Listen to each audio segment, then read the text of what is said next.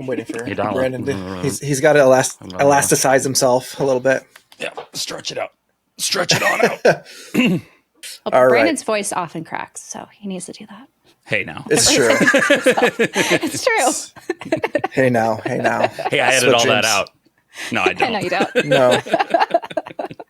We're going to make a montage one day of all the cracks. That's why you're the youngest, voices. Branden. That's right. I'm the youngest. I'm the baby.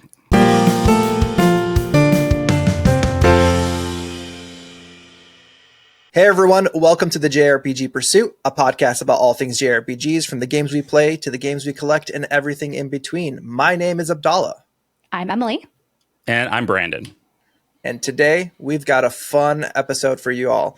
So we got a guest on today, and next week there's something coming up, and I think everyone's kind of been seeing it across the interwebs and YouTube and everything like that, but it has to do with some indie scene shenanigans. But first I would like to introduce our guest, Taylor from the Gaming Shelf, and I would like to let him have a chance to kind of introduce himself. So Taylor, take it away. Yeah, thanks, Abdallah. Appreciate it. My name's Taylor, and I run the channel The Gaming Shelf, and pretty much hyper focuses on JRPGs, like everything from like action, turn-based strategy, do like reviews, lists, news stuff, and as we're gonna get to in a little bit, got a cool indie showcase coming up that very excited about. Should be a lot of fun. Yeah, we're all really hyped, I think, for this. Should be going out or be going live tomorrow after this podcast airs. Yep. So you guys should definitely stay tuned for what's going to be on, or unveiled really, on Taylor's channel. But we'd love to hear more about IndieQuest, and where did that idea come from? Yeah, well, as I'm sure everyone is well aware, E3 is no more, and Jeff Keighley has kind of filled that void with his Summer Game Fest. But last summer, I noticed a lot of like creators or like smaller showcases popping up that I had like never heard of before. And, you know, they were all pretty focused. Like some were broadly indie games, some were like cozy games, whatever. And I was like, well, there's nothing really for JRPGs or like indie JRPGs specifically. And having run the channel, I've kind of become friendly. I don't know if I would call them friends, but friendly with some of the developers. And I was like, oh, well, let me just kind of like message some of these folks and see if they've got anything coming, or if they'd be like down to participate in something like this. And so like slowly over the last year, I've been talking with people, and they were all very, very excited to join and participate. And like willing to put together like brand new trailers that are only going to get shown here. So it's been a process to do all this and rope everyone together. But the really cool thing is the reception's been like amazing, and all the teams seem like really excited.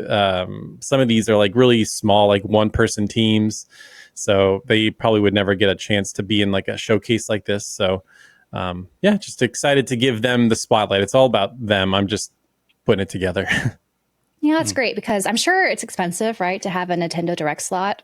So this is a great alternative, I think, to be seen, especially for, as you mentioned, some of the smaller projects out there.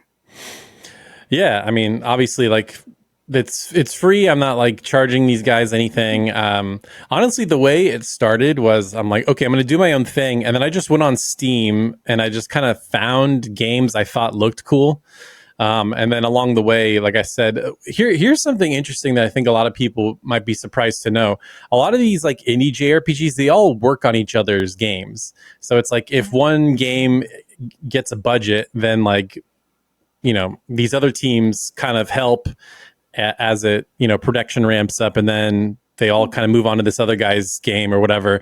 So I was kind of surprised to hear that, but I guess when the scene is small and budgets are limited or whatever, that's just kind of how it works. So But I didn't realize it was so much like a community kind of project or effort. Yeah, you just picture That's like really the cool. lone developer in like the dark room with the computer glowing, you know. That's what was interesting. that documentary they did? Like that had like Super Meat Boy and some of I those think other, it was. like, I think it was ones. literally just called Indie. Was Indie it game or Indie something. game? I think it Yeah, was. I think. Yeah, Yeah, that's kind of what I pictured of how they all worked, but I guess not. But it makes sense, like in this day and age, with like the way, you know, how connected people are in terms of like development and stuff like that, that it makes sense to kind of be a very agile perspective of like teams kind of flowing from place to place, kind of working on these things. So it makes sense. And after 2020, like people were used to working remotely anyway, so jumping on a team for, you know, somebody across the country is no big deal. So oh yeah, it's so easy to connect online too, right? And form friendships, I'm sure, and, you know, working partners in a way. oh yeah, and like I'm like not like I have no idea how these like apps and plugins work for Discord, but like I got added to this Discord. It's like a inter Discord channel where like whenever you type in it, it gets sent out to everybody's channel. I don't really understand how that works, that's the first time I've seen something like that. So it was kind of cool to see that. So when we're talking about stuff, or they're like, "Oh, hey, this guy's trailer just went up, or this demo went out," everybody sees it and talks about it. So it's kind of cool that, yeah, they're very supportive. And the one thing that is a little bit annoying, I'm getting a lot of these messages. They're like, "Oh, it's a JRPG, but it's not made in Japan." And there are two games on the show that actually are from teams in Japan, which is cool, but most of them are not. But I'd be curious to get your guys' take on that, or if you've talked about that in an episode before. We actually put up an episode that said JRPGs are not made in Japan, or they don't have to be made in Japan. Okay. Yeah. So It's the French toast is not all made in France argument, you know? Yeah. Exactly. Yeah. Exactly. And So like it's more of the vibe of the game itself. It's the feeling that it kind of gives off. Yeah, the vibe, the style, the focus, right? The way the story's told, the way the characters are portrayed. There's a lot of things that go into it, but you can kind of you can feel it, right? You can just kind of feel it. Exactly. Yeah. No, like Taylor, how would you describe what a JRPG is? That's a good question. I actually also have a video on my channel that is like that. I think it's I don't even think it has to be a particular gameplay style. I think it's more of like you guys were saying, it's a vibe thing. Like when you're like playing a game, you kind of like, okay, yeah, this is it for sure. And it's usually like, I would say it's usually pixel art or some kind of anime art style. Usually, I mean, obviously we just had Expedition 33 and that's photorealistic, and then neither of those things. So it doesn't have to be, but it's hard to explain. Yeah. Quickly. But yeah, I have a video if anybody wants to, I'll go on my channel and look. I think it's called like "What is a JRPG?" and I really break it down like in like nitty gritty details and give examples and stuff. But yeah, I think it really just comes down to the feeling. Like when you're playing, you're like, "Yeah, this is it," because it doesn't have to just be turn based. I feel like some people say it only has to be turn based, but then you look at like Tales, and it's like, okay, the last two Final Fantasies were action, so are they not JRPGs now? Yeah, I feel like there's a little bit of controversy around terminology, maybe a little bit more than there should be. But for me, at least, when it comes to JRPG, not only is it just vibes, but I think how the story's structured. Like, it's often, you know, it's not a first person sort of experience. There's like a built-in story, often with a lot of tropes. Maybe you've seen anime, but they're all kind of like classic tropes that have been around for JRPGs that predates anime. So. Yeah, more linear. I feel like there also tends to. I feel like there also tends to be a focus on, like, in terms of the story, like a focus on the collective group versus the lone, you know, stoic hero. It's a very Western versus Eastern sort of mentality, right? Like, JRPGs have rich and varied parties. Not that Western RPGs can't; they can, but you're much more likely to see that in a JRPG, I think. Yeah, no, definitely more story focused, less choices to be made. Like you think of just any like Baldur's Gate, right? Like there's so many choices. There's different ways, different endings, and JRPGs have different endings, but that's not usually like the point. The point is not to get the different endings. It's just like, oh, okay, you can choose. Maybe there's a handful, but you're usually watching like a predetermined story unfold. Yes. Yep. So I'm curious, the devs that you were able to be part of your showcase, did they have any pushback about being labeled as a JRPG, or is mostly the pushback's been towards, viewers or people who are like, why are they all JRPGs when they're not all made in Japan? Yeah, and not really. I haven't, not from the devs. If anything, they're kind of on our side, like who cares? Yeah, it's mostly been the audience. And if anything, the only pushback I got was some of them didn't like the term indie, which is interesting because some of them had publishers. Okay. But I think they kind of understood like indie, like obviously most indie game, well not most, but there's a lot of indie games that have publishers, but I think indie game can also be a vibe too, right? Like sure, you get a feeling of what it is. It's like smaller scale, smaller team, smaller budget. Even if it does have a publisher, it's not, it's more the scale of the game. So there's even like AA indie games. Like if you look at Supergiant Games with Hades, I think they're not quite an indie studio anymore, but right. I think they're still kind of pigeonholed into that indie vibe.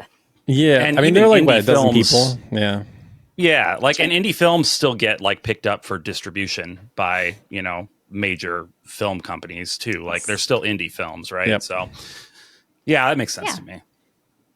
Yeah, because it's an indie development team. Like they're not like the publisher can always like get picked up after the fact or like whatever's going to happen. So like there's a fine line between what like indie and like more mainstream like AAA studio would be. AAA, yeah.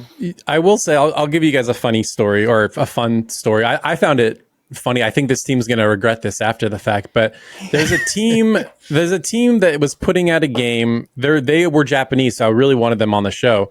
And the publisher they're working with, I think I want to say maybe European or something.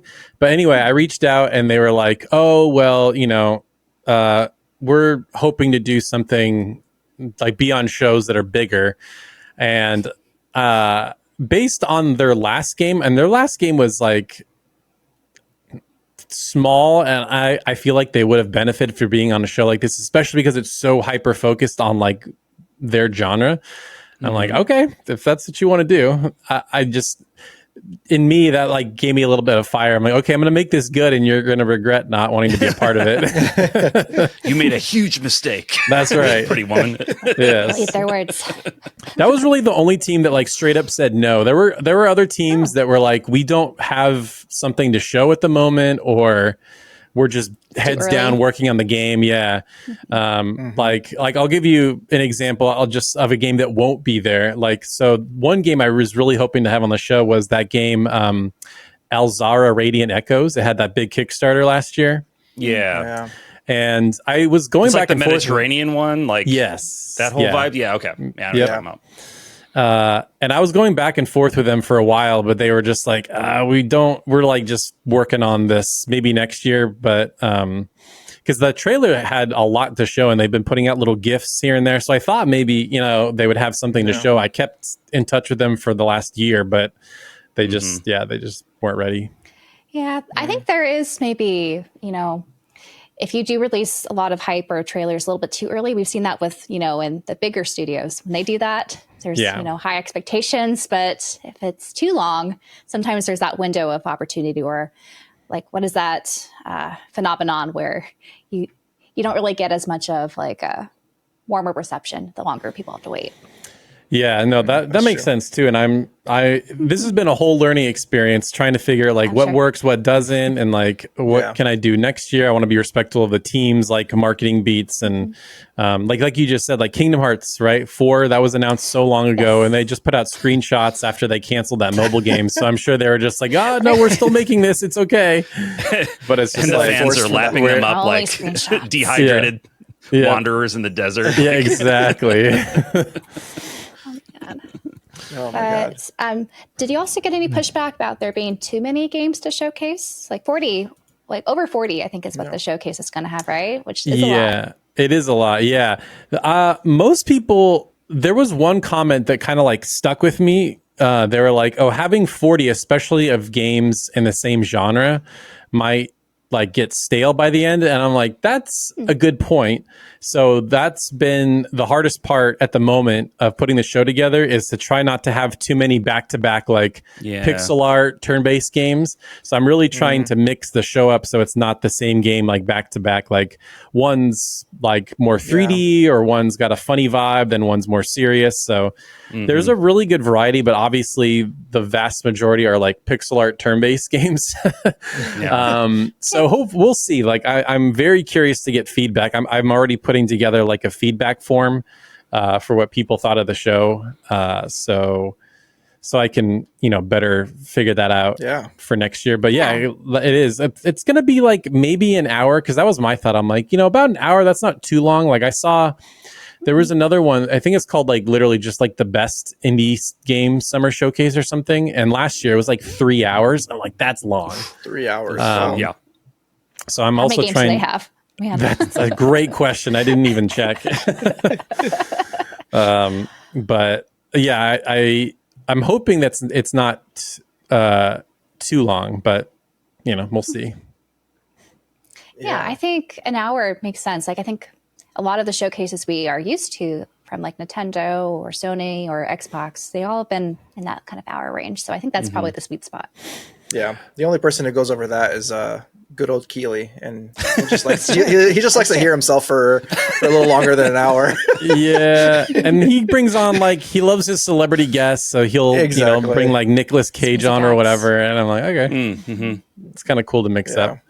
But yeah, no special guests. I mean, you guys are very special. No, like celebrities, I should say. That's what I mean.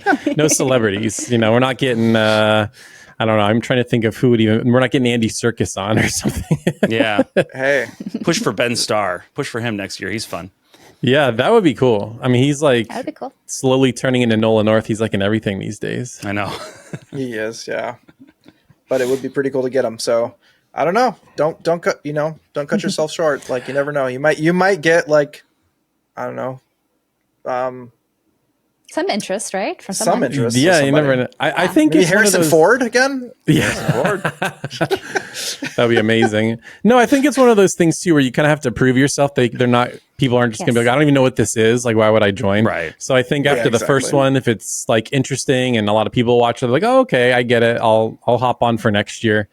And kind of to your point, Emily, about the games thing, like I think at first I just was like, oh, the more the better.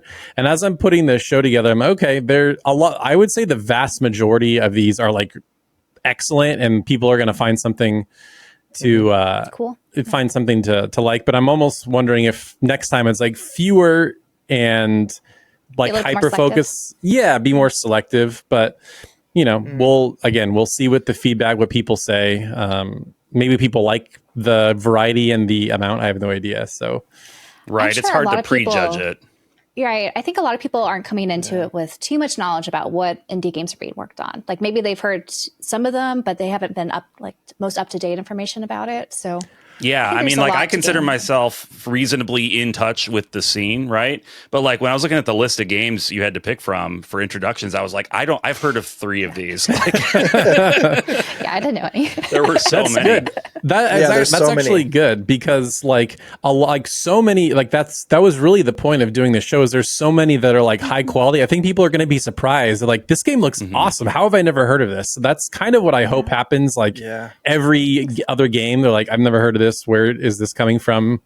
I can't wait to play it. So that's my hope with this. Yeah. Because I think the stereotype right now, whenever anyone thinks of like an indie JRPG, they think it's turn-based, it's pixel art, and it's emulating something from their childhood favorites. Yes. Right? But there's so much more variety, I think, in the indie scene now. And maybe you could speak more about like what are some really cool things about indie JRPG specifically that add more to just the JRPG like scene. Yeah, I think like a lot of them, there's just a lot of like charm and personality in there. Like there's this one, if you guys watching or, later, if you want to look up a trailer, there's this one game I saw called Zara's Adventure. And it's like, you just watch it and it just charms you to death. It's like so funny and it looks hilarious. It's kind of like a mix of platforming and like timing based attacks and a really like bright art style. So to me, it's more like charm and personality. So you can go to something like that. And then like one game I just I put a teaser out for that will be at the show and was in the trailer, is this game called The Time I Have Left. And it has this like super striking, like it's like black and white, but then it just has splashes of like magenta and teal in there. And when you see it, you're like, whoa, this game is like really cool looking. And the premise is like the main character just has 6 hours to live. So they're in this like weird science facility trying to figure out how to cure themselves and figure out what's going on.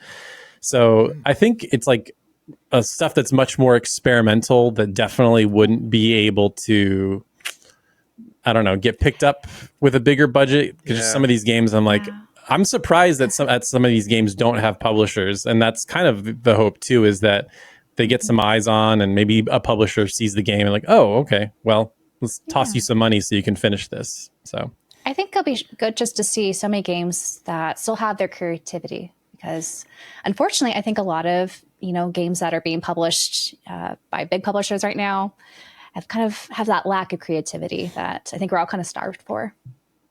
Totally. Yeah, like you mentioned like the comedic aspect to it, and that's something that you don't see a lot in like AAA or even like higher end AA gaming. Other than like the anime comedy or anime JRPGs. comedy, or like if you're looking at something maybe from Obsidian, like their brand is usually like very straightforward. But like for the most part, you don't see a lot of like comedic aspects to games, or just like games that have a lot more of a comedy like backbone to it, which I think is like it would be nice to see more of that. I agree, because games take themselves too seriously sometimes, and it's nice to have those comedic moments to say like the games are still fun. Like we don't have to take them, Yeah, there's no reason to cede the entire comedy scene to Paper Mario, right? Like there's other you can other games exactly can be funny too. Yeah. And I'm sure you guys, like me, have glazed Expedition 33 a lot, but I think everything that we're talking about is like in that game. Like obviously it's very like serious and like dour, but then there's like these moments of levity and it's kind of funny. I'm like, where did this come from? Yeah, and like I've laughed harder at that parts of that game than I think I've laughed at a game in, I don't know, 5 years. Easily. I know. I like the dialogue of Monaco, like it's just really good writing. Like such good writing, because it comes off as being very like just kind of straight.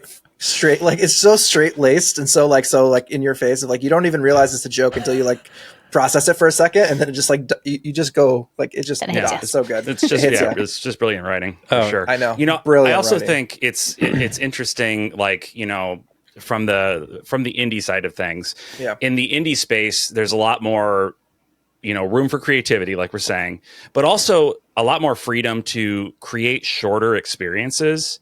And I know like in this day and age, talking about a game being short is almost always considered like a detriment. It's always a negative, but like, I don't feel that way personally. Me neither. Like, I think if you can create a tight, 5-hour experience that tells a good story and has fun gameplay and is compelling in a variety of ways, that's so much more valuable to me than a 90-hour game that I spend 80% of it bored, right? So like, I'm really hoping that I'm assuming / hoping that a lot of the games will kind of meet those criteria, right? Like they're not going to be these 90-hour games. They're made by really small teams, right? Like even Claire Obscure have to be more focused for sure. Is a 30-ish hour game, despite looking so immaculate. I'm very here for that. I think that's one of the strengths of indies, actually. So. Oh yeah, no, go ahead. I was going to say also, like the price tag of games are getting more expensive, and so I think indies just show that you could have a quality experience, but not at the $80 price tag. Right.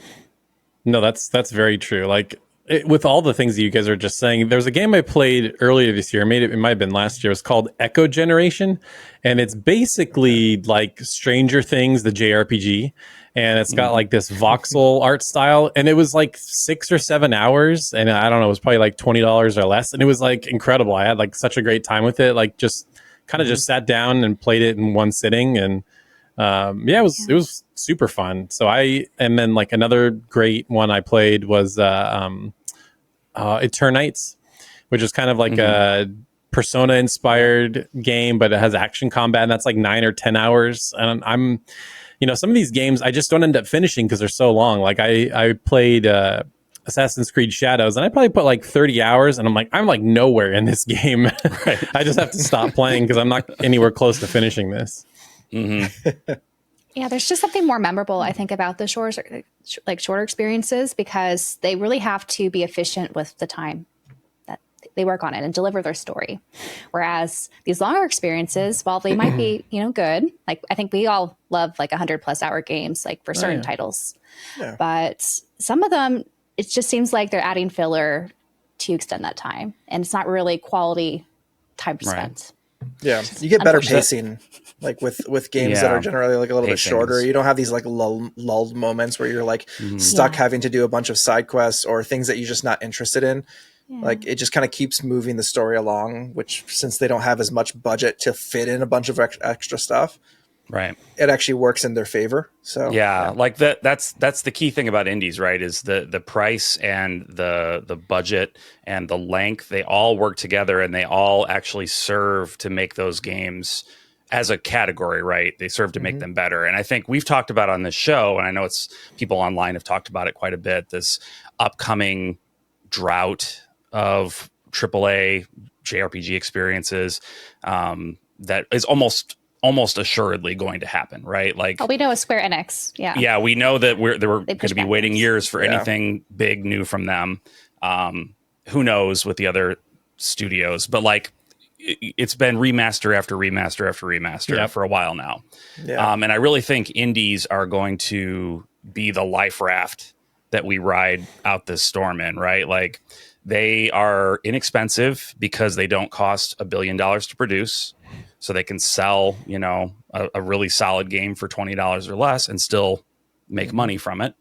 And they are respectful of time, of our time. And they explore creative ideas. And they're more creative, right? They have that flexibility and that freedom to do that. So like, I think that's why I think that this showcase is such a good thing to do, and it's like the best time to do it, because we need to like be prepared for this shift that I think is definitely going to happen. So. It's also like nice because like if you look at all the different directs, Summer Game Fest, all these different things, like usually us JRPG fans tend to walk away from them being a little bit like lukewarm, I guess, because it's just like a bunch of things that we're just not always super interested in. Oh, there were two things in there that I thought were cool, Yeah, exactly. There's a bunch of really fun games, Direct. But like, exactly. Out of like 20 titles, right? And that goes to like, I enjoy other things other than JRPGs, but like when you're looking for that, like as a JRPG lover, you want to see what's coming out. And so when you don't see that, it's like a little bit, disheartening at the times. And so like, and even in the indie scene, like you were talking about, there's like a few different indie type, compilation things that they go out there and like, announcements and stuff like that, but they're not catered to JRPGs. Right. And so like, this is just like a great way to really kind of like see a bunch of really fun games. I mean, I'm excited. I'm going to have my Steam store open and be wish listing as I'm going. Yeah, wish listing. Do you know, Taylor, offhand, how many of the games in the showcase have like a demo that's currently downloadable? Ooh, that's a great question. The one I highlighted had its demo. Mine too. I would say probably like half, if maybe not, maybe more. Okay. Yeah, because some of them, because I'm like replay. I've watched all these trailers so many times. They're like I can play them in my head. Most of them have like play the demo or something like that. I would say at least half. I think that's a fair guess. That's good. That's very cool. And is there a way to compile like a Steam store page with all the titles that will be in the showcase, so people could just refer to that, like click on it and be like, oh, here they are. I was on ChatGPT this morning asking that same question. So I am in the very early stage. As of recording, I'm in the early stages of putting that together. I think once the show goes out, there will be a page. But yeah, so there will be one when the show goes out. Yeah. Okay, that's good. Because that is very useful. Yeah. To have. Yeah. No, and to kind of go back to what you were saying earlier, like, sometimes we'll watch the fun of some of those bigger showcases. Like we have no idea what's going to happen and the game genre variety. But what's nice is exactly what you're going to get at Indie Quest. Like you're a JRPG fan, that's all you're in for. And I actually had someone from Polygon reach out and they wrote an article and it's like JRPG sickos, here's a show for you or something. I think that was the article title. And I'm like, I'm not sure if that was supposed to be derogatory or not, but I thought the title was funny. I'm pretty sure that the author is also a JRPG sicko, so I think it's I think it's said with love. We are sickos. It's okay. Well, yeah, I'm very much a sicko. So yeah, I mean, yeah, we're pretty much sickos over here. So yeah, and there's the JRPG brain rot. That's right. I mean, there's no surprise, right? You know exactly what you're in for. So. I think there will be surprises though, because I don't think everyone knows every game that'll be on there. So I think while there's some expectations that'll be met, they might be exceeded because they're like, oh, I've never seen this before. It's pretty cool. Mm-hmm. So. Yeah. I mean, I haven't seen the full list either yet too. So I know my the one I did. So yeah. It's so funny. Sometimes I'm like so down the rabbit hole with stuff like this. I'm like the games I think are big, I go look, like they have like 200 followers on Twitter. I'm like, oh, like nobody knows what this is. Yeah, that's but which is cool because then hopefully this will let, more people, get exposed, wishlist it. And it's funny that you're mentioning the wish list thing. Like at the very beginning of the show, I'm like, all right, so make sure you have your wish lists open on all your, platform pages because that's like the best way to help these guys. Yeah. But also, like you said, you can helps you so you don't forget any of them. That's where you'll plug in the compilation wish list that you make. Like you can open this as a companion piece. Exactly. And I guess I'm trying to think of where to even place it in the show because I don't want to put it at the beginning and spoil. So I'm thinking maybe at the end I'll have like a QR code or something like scan this to go to the event page or something. I don't know. We'll see. That could work. Yeah. That's true. Yeah, that makes sense. And then like after, it's going to premiere live, right? Yeah, it'll be like, it's an edited video and I think I'll do it as a premiere and then it'll just live as a VOD or whatever after. Okay. So you can add it into the description, a link to that as well at the end. Like once it's after it premieres, definitely. After it premieres. Yeah. Yep. Yeah, I think I'll do that. No, that is exciting. That's one of my favorite pastimes to do is to wish list fun games that I'll maybe one day buy.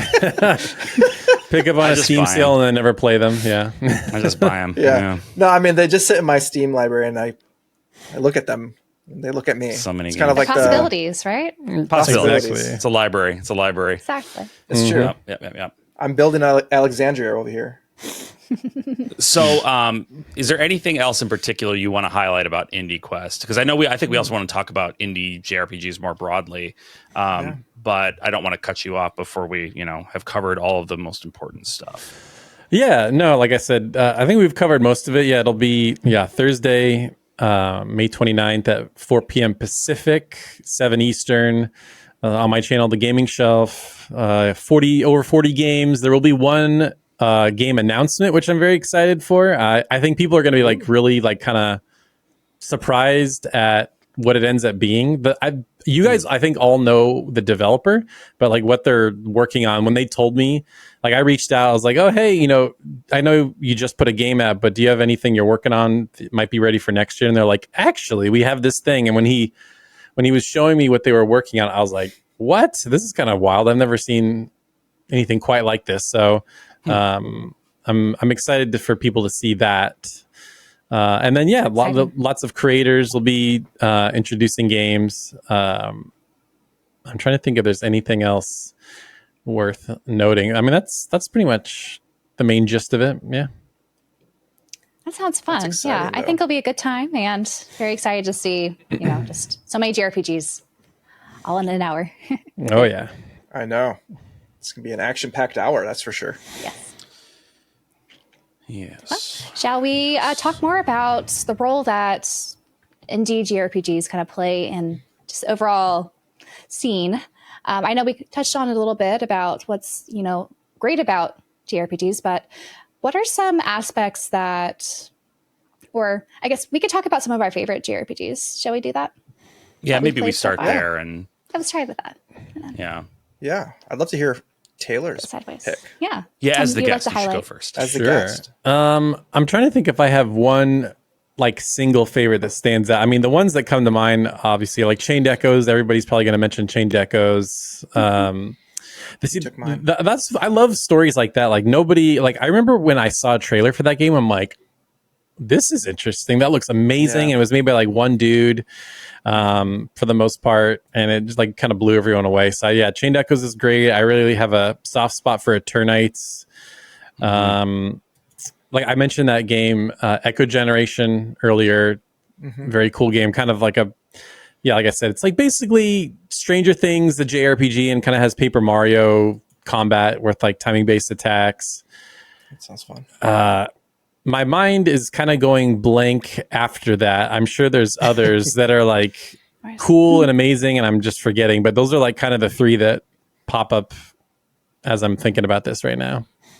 Yeah, my maybe it's kind of basic, but Undertale was, I think, probably my first real indie RPG, and the effect that game had on me, the story, and how the mechanics interweave with the story, right? Like, especially if you do like the pacifist run of the game, which is the intended, the true way to go, is just like, it's so like deeply profound. And it's like my wife is not a gamer. She does not play much at all. Like she has a few games that she'll play every now and then, Animal Crossing and certain games, but these sorts of games that she typically does not play. But she did play Undertale, and she did a pacifist run. She's like, I really want to do this pacifist run. I was like, that's the hardest way to do it, right? Because like you're not leveling up at all. You are facing the last boss of the game at level 1.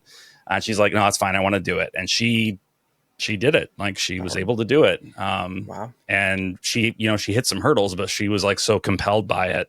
And it was cool to see that, because it was like kind of validation for myself. It's like, yeah, there is something special here, right? Like even somebody who's not really a gamer is getting kind of enthralled with it. So that's one that I think is just, Toby Fox is just a genius. Like, he started out as an Earthbound clone. He did some like Earthbound mods, and then he really just kind of made something that is so his own, to the point where his like characters are in Smash Brothers and stuff. Like, it's just, I don't know, it's really cool. Wow, yeah, that's amazing. They are in Smash Brothers. I forgot. Yeah, that's wild. Yeah, for me, I think. Oh, Emily, if you want to jump in. Oh, no. I'll have to hear yours first. I mean, I was going to echo the same thing from Taylor in terms of I loved Chained Echoes, and I've talked about it many times on the show in general. I think it was just such an incredible feat of like story writing. It's a beautiful looking game, and everything just from like one guy, like wild. And some other couple ones that I enjoyed are, Omori. I think that's an indie game, right? Why didn't I say Omori? Yeah. Omori. Omori is a great indie game. I think like just not many people like really talk about it as much anymore these days, but it is wonderful. And then also a bit of a fun one is Bug's Fable. If you're into like Paper Mario style kind of games, right. it's got that more comedic, like fun, interesting, like, just story. It's nothing. It doesn't take itself too serious. It's just like a fun little like romp through a game. And I think it's just like, those are the kinds of things I do enjoy out of some of these indie games. It's just like low stakes. It's just like a fun story and fun game to play. Kind of like, I forgot, like there's one about bread too. I can't remember the name of it. There's one about bread. Oh, I know what you're talking about. I cannot think of the name. It's something bread, something. So this isn't just a fever dream you had. No. I know what you're talking about. It's I'm like gonna Born find of Bread or something. Yeah, I think that's what it's called. Yeah, Born of Bread. It sounds right. And it's like a little bread person type thing. Oh. And it's kind of got like, it's a really fun aesthetic, like the graphics and everything. It's like this really interesting 3D world. And you're like kind of like a 2D kind of character on a 3D like plane. And it kind of still has some of the Paper Mario-esque like battle system and everything like that, but it's more of like a comedic story. So it's kind of taken from like a Paper Mario style as well. But fun game. I do recommend it. Look it up if you guys haven't seen it. I think they recently publish that. That's not limited. Like I think in the PAL region, I think it's now more retail.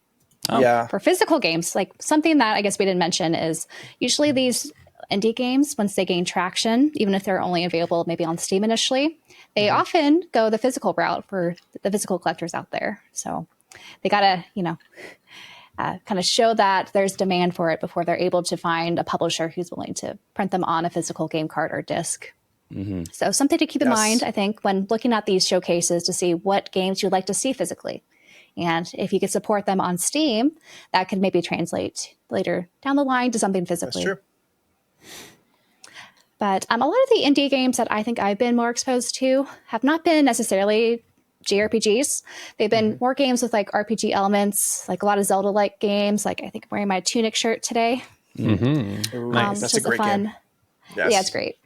And then also some platformer games. Like I really liked Grease. Oh, yeah, whatever it is, yeah. I think in French they call it GRIS or something. Yeah. But it is beautiful. I just love creative art styles. I mentioned Supergiant Games earlier. They have a lot of RPG elements in their games, like the Transistor and a little bit of Hades, which is more like a roguelike. Transistor is amazing. The Transistor is amazing. And I loved the art style. Yes. And the music was stunning. But I think the most RPG kind of experience that I've had so far has been Anno Mutationem. I don't think I'm even saying it right. Everyone is like, are you saying that right? Whenever I mention it. Yeah, I know what you're talking about though, yeah. But yeah, it's like a 2.5 side scroller with pixel art, cyberpunk kind of world. And while it's not turn-based, it has more of an action kind of combat system. There's a lot of RPG elements with like side quests and stat building, and it's a nice overall experience. I enjoyed. Yeah, Anno Mutationem is great. I also just want to throw in my 2 cents because I only said one game for some reason. Right. But Omori, again, love it. Eternights was one of my favorite games of the year that it came out. Yeah. Love those like shorter, tighter, more concise experiences. Just really, really good. Like if you can cram an amazing story into a game that size, like you're good. You're talented as a developer. So really, really like those games. Yeah. On the same note, I just kind of quickly went through my Steam library because there were a couple of games I wanted to mention that I forgot. One of them is Dark Deity, which is basically like a Fire Emblem kind of inspired game, but like really good quality. There's this game I played called Flowstone Saga, and it's like a pixel JRPG, but the combat system is you're basically playing Tetris. And like as you're like clearing lines, you're doing damage and stuff. It's really interesting. I've never seen a combat system quite like that. And there was one other I don't want to forget. Oh, Sea of Stars. I was expecting someone to say Sea of Stars, but so I just left it off. But Sea of Stars. I haven't played it yet, so. Dalla and I have played a little. You played it in full, right, Dalla? Yeah, and then we played it. We played it co-op. I've only played the first part when we were co-oping, but it's really, really cool. And it just came out. Yeah, the DLC just came out. I think it's free, if I'm not mistaken. Mm-hmm. Yeah, it is free, which is awesome. Now, like Emily's got me thinking about like non-JRPG indie games, and oh man, have you guys played Celeste? Oh yeah, I haven't. Beat Celeste. That's a great game. That game is shockingly good story too. Incredible story, and like the music fits in like with the themes of like depression and anxiety and all these things that's happening within the game world, and like with the conversations that she's having with herself almost as she's going through up this mountain, and like it's just so like the mechanics and everything kind of work together, and it's so well like put. I love that game so much. I wish that I had played it. I had it, and then I traded it to Phoenix Resale for a visual novel that I have never touched. So you can buy it on Fangamer for retail. Yeah, you can still buy it. It's often on sale. Yeah, if you want a physical copy, it is worth every penny that you pay for that game, because that game is, and it's not a very long game. It is a very difficult game for those who are not really good at like precision not big platforming. Is not my thing. I love like precision platforming. I like Super Meat Boy, so I used to play that all the time. Yeah. If you like Super Meat Boy, then this will be perfectly fine for you. Okay.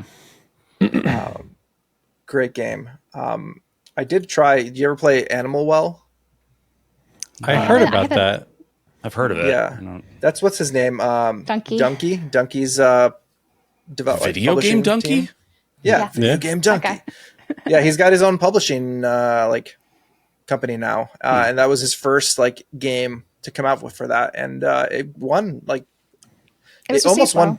Yeah, it was like one of the like on the top indie games of the year, I think. It's a really cool like aesthetic to it, and it's very. You guys fun played game. Balatro? Oh god, I had to delete it because I was too addicted to it. I had it on my phone. Oh my god, that was. I only have it on my phone because that's like the perfect game to play when you're like, on a traveling or doing something. Yeah, I have not downloaded it. I have non-gamer friends that are peer pressuring me to download that game. I'm like, what's happening? Oh, And it doesn't end because after you like beat the game, like cool, I beat it, and they're like, okay, here's like a little extra thing you can add to make it a little more challenging. And like, okay, you beat that, and then it just keeps adding stuff, so it really never ends. Oh, man.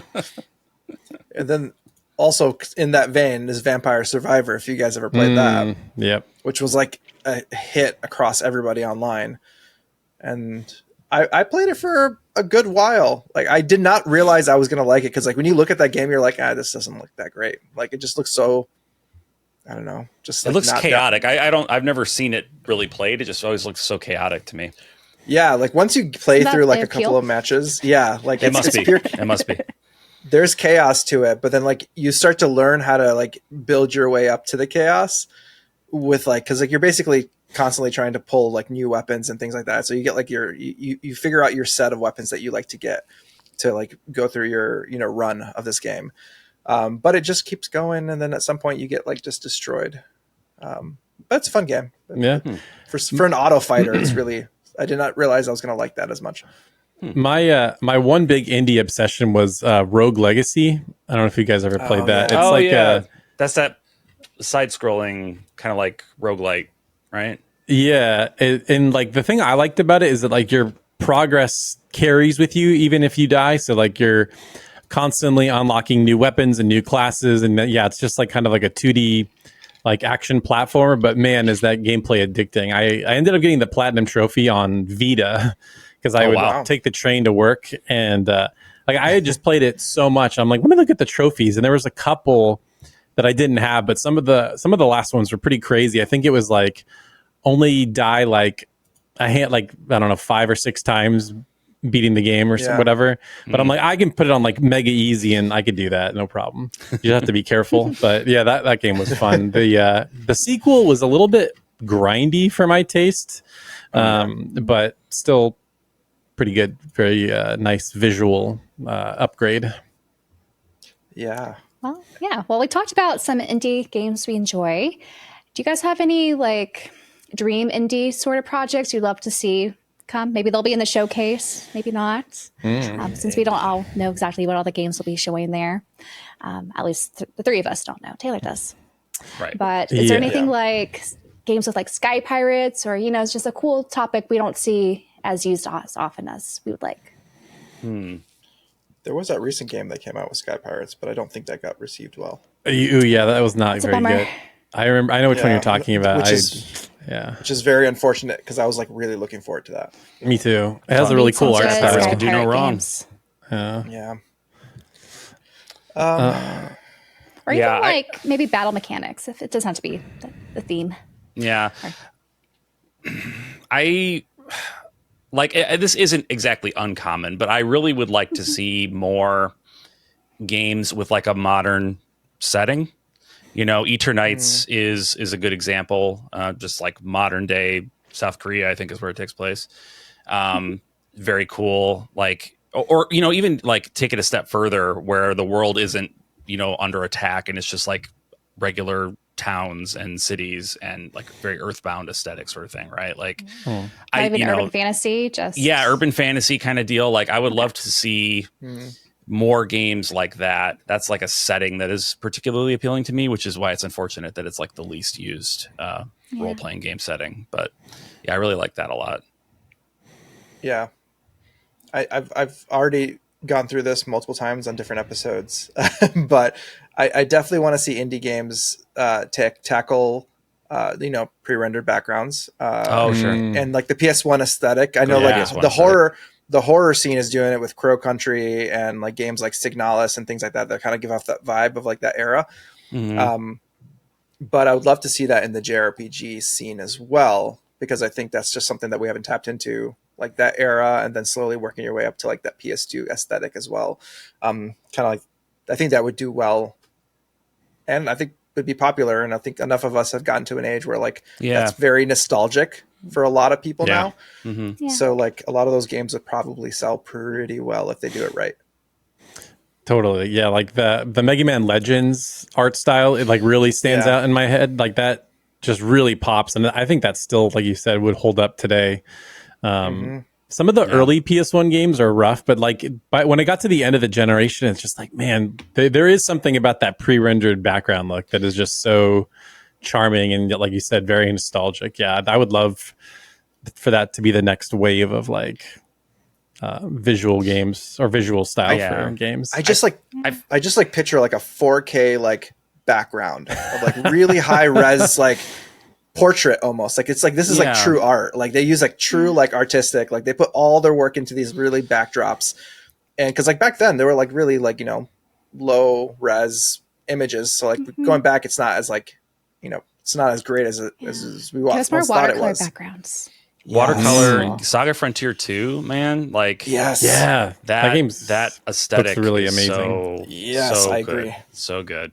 Like I feel like the pre-rendered backdrop games are not getting well represented by what has been remastered and re-released. Like you look at the Final Fantasy games remastered on PS1, it's like the characters look very smooth and extremely off-putting, but the backgrounds are still blurry as hell, and like, like you're not painting a very good picture for people, and like it might make people be like, did I remember that wrong? Did it always look like trash? Like, no, it looked really good on a CRT, 240p. Like it was good, but it's just not. They're not doing it right. They're not doing it right. You have to rely on the modding scene to get anything decent. There was a game right now that just came out that has pre-rendered backgrounds. I can't remember. It has a funky name, and it was by Bandai Namco. It was like one was on the GameCube. Baten Kaitos. Thank you. Yeah. That game is really nice. That remaster they did was beautiful, really nice. Yeah, that's like one of the rare exceptions where I think it kind of holds up. But that's a PS2 game. Or those were like PS2. It was like GameCube era. Yeah, that era. Yeah. It was also like Monolith Soft, and I think Monolith like keeps all their assets. I think they're very meticulous about the things that they have. Yeah. Unlike Square, that like, they actually they have they have a good system there. Where Square is just like, we don't need these hard drives anymore. We're just gonna throw them out. Yeah, I think we had suggested. I think we suggested that every time they wrap a game, they just have a wild rager, and everybody gets super drunk. And they're like taking the disc drives and like playing catch with them and stuff. Like it's, good for them. They're happy. Yeah. I heard that with some of those remasters, they look different because they literally didn't have the source files. And they're like, I guess we just have to redo this. We remake them? Yeah. Because the one that really surprised me, and I think a lot of people didn't notice, was the Final Fantasy VIII remaster. Like, if you compare the character models, they're like totally different. Man. They're like different models. Yeah. Mm-hmm. Yeah. The Final Fantasy VIII just does not look good. It's very off-putting. That's the one I was really thinking of in particular. When it's just very off-putting. I was hoping, because like I got it on Steam because I was like, all right, I hope somebody's out there is going to be great and do another, like, how they did with Final Fantasy IX, just do a better version of that. Same with Chrono Cross. I was hoping they were going to do that, but no one's edited. No one has done that yet, so I'm pretty sad. It takes a lot of work, but yeah, it does. But there's a lot of passionate people with skills. Yeah, they are. They're very hard. We got lucky with Final Fantasy IX. I think so.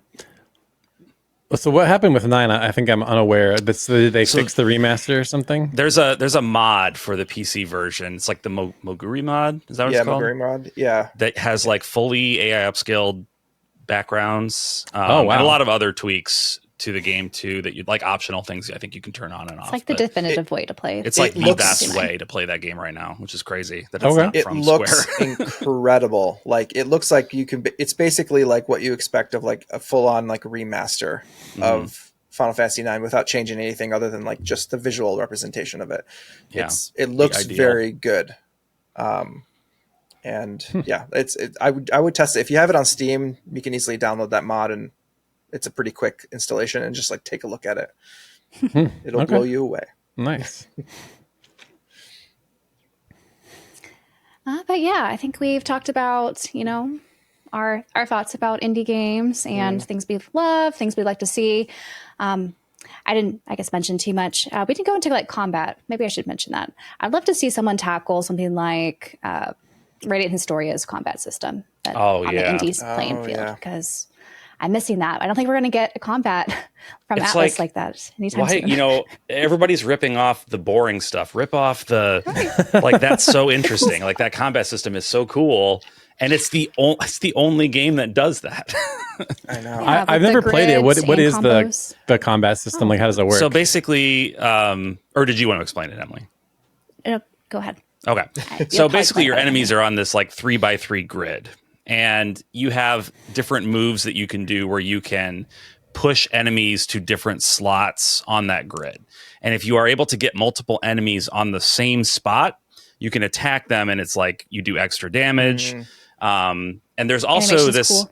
And there's also this like mechanic where you can freely rearrange the turn order.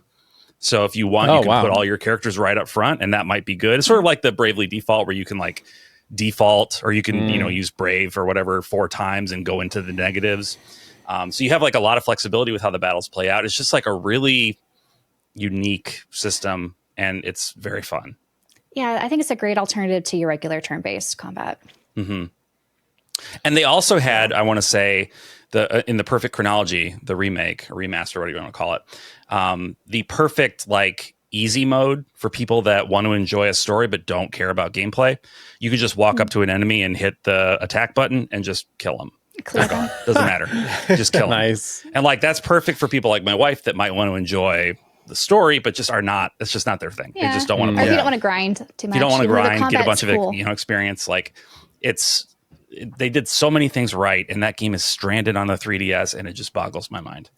Yeah, I really want them to. That deserves a Switch like remaster or whatever it is. It needs a port of some sort to Switch, please. I know Atlas published it. Are they the developers of that game, or who made that? Oh, that's a good question. Pretty sure it was Atlas. Was it themselves? Okay.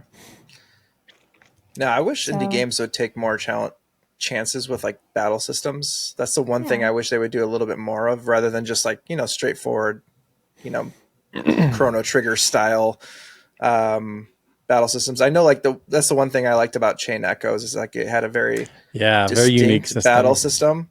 And it was a cool battle system because it forced you to kind of use skills that you usually I would never use, like a lot of buffing or things like that. So that way you can kind of push yourself into the green. So like you're trying to get like keep yourself into the green as you're going through like the battles. And if you hit in the red, you're overdrive, you overheat or whatever, and then it hurts you and you don't hit as hard. And so it's like this really interesting balance of like the types of attacks that you can do. And it's really fun. Yeah, there was there's a game I played called Cosmic Star Heroine that does not quite the same thing, but it has this system where you have like a list of skills, and after you use it, you can't use that skill again until you like refresh everything. So you're like basically, or you would waste a turn if you just kept refreshing. So you're like forced to use every skill thoughtfully, and then you can refresh and do it again. And it kind of made just whatever you want to call like the trash enemies in between bosses more interesting, because you're not just spamming attack, you're not just doing the same thing, you kind of have to be a little more thoughtful. So that's what I like. Like don't make the in between enemies so mindless. I really enjoyed that aspect of Expedition 33. Like every enemy felt like this could kick my ass. Like I need to be careful. Need to learn their patterns. Some of them did. Some of them did, yeah, for sure. And implementing essentially like Dark Souls into a turn-based RPG, which I've said that to people and they get scared. Don't be scared by that. It's not what you think I mean by that. It's just like the dodging and the parrying is very like satisfying in a way that in a similar way that Dark Souls is. So like it's just, I don't know, it's just brilliant in the way they make the enemy encounters feel important. And more indie games, more games in general, honestly, need to do that. Definitely. For sure. We don't want to take too much of Taylor's time, and we wanted to again plug Indie Quest. So the showcase should be airing the day after this podcast episode airs. So definitely be sure to check that out on Taylor's channel, The Gaming Shelf on YouTube at 4 p.m. Pacific, 7 Central, or 7 Eastern. Yes. So anything else we'd like to conclude with our episode today? Last thoughts? I don't know. I think we covered it. I'm pumped. I'm excited. Yeah. Hope everyone tunes in. Hopefully there's a game or two or 5 or more, whatever, that you guys didn't know about, that you're excited about. So yeah, I hope hope people find something to be excited about, to want to play. I think they will. As we mentioned, I think we're in for a bit of a JRPG drought. So I think a lot of these indies are going to breathe new life into the genre in some way. Oh, yeah. Exactly. Seems that way, yes. Well, thank you, Taylor, once again for joining us today. We really appreciate it. Thanks to all of you out there for watching or listening or however you are consuming this. We appreciate you very much. And I guess until next time. Bye now. Take care, everyone. Bye.